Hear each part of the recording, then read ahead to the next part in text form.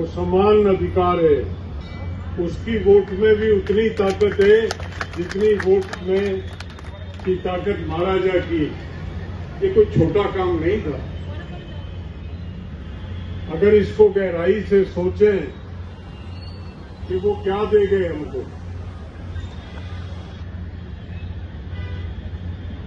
एक मिनट में एक कलम की ताकत से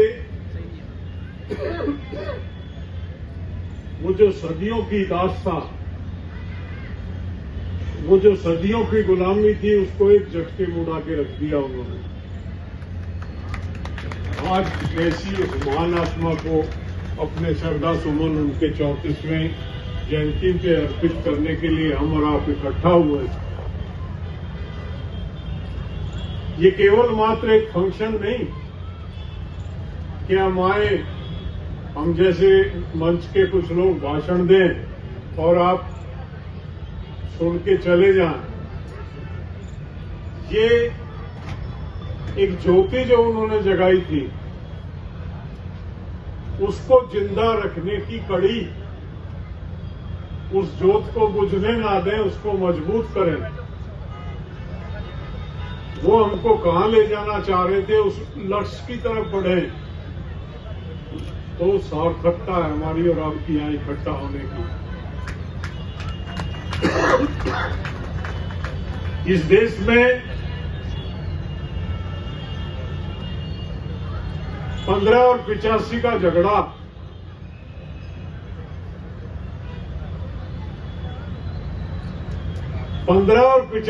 झगड़ा, लेकिन इस तरह का माहौल बना दिया गया। वो 85 हैं, वो बौखलाए हुए हैं, उनको पता ही नहीं है कि शत्रु कौन, शत्रु का लक्ष्य क्या, शत्रु किस तरह से समाज को विभाजित करके इस देश की पूरी मलाई को खाने का प्रयास कर रहा। प्रजातंत्र में 49-51 का खेल है और 85-15, 85% धक्के खा रहे हैं, हक मांग रहे हैं। तो फिर बाबा साहब का मूल उद्देश्य कहां सफल हुआ? कारण क्या? हमको एक मशीनरी हम समाज में काम कर रही है जो 85 को बिखेर रखा, उनको बांट रखा, उनमें ऊंचा नीचा छोटा बड़ा सो कॉल्ड मनुवाद की बात करें, जिस को लेके आज बड़ा एक माहौल तैयार किया जा रहा, जिस सनातन की बात की जा रही है। सनातन का मूल भावना क्या? सनातन की धुरी क्या? सनातन की धुरी है मनुवाद, और मनुवाद को 4 वर्गों में विभाजित किया। ब्राह्मण, क्षत्रिय, वैश्य। वो समाज का केवल 15%।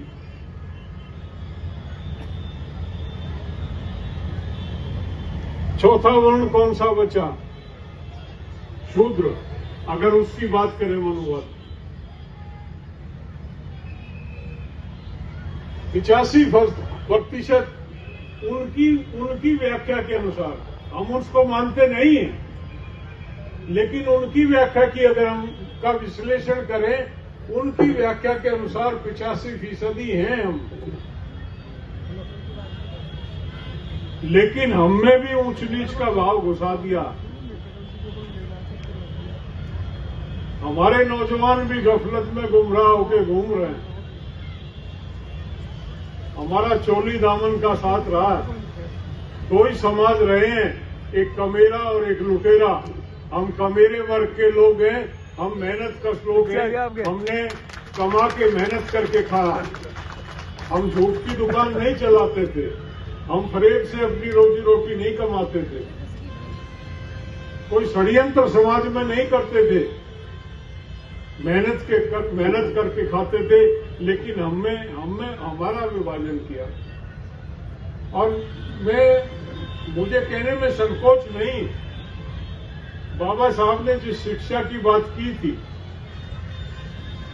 जिस चेतना की बात की थी, हम शिक्षित होने के बाद कहीं ना कहीं ज्यादा उस आडंबर में फंसे। हमारा नौजवान गुमराह, हमारा नौजवान समझता ही नहीं।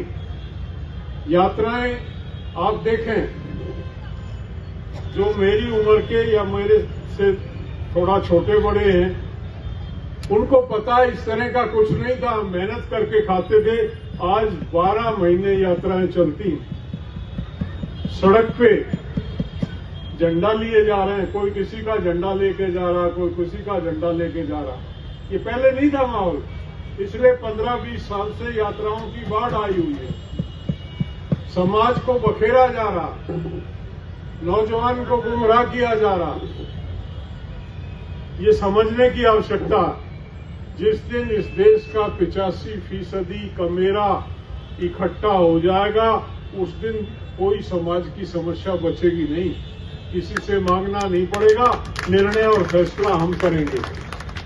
लेकिन ये विडंबना है, हम बिखरे हुए हैं। हमारा प्रयास यही होना चाहिए कि हम अपने गुमराह समाज को, हम अपने गुमराह नौजवान को आईना दिखाएं। मैंने पिछले साल भी यह कहा था, साइमन कमीशन आया था,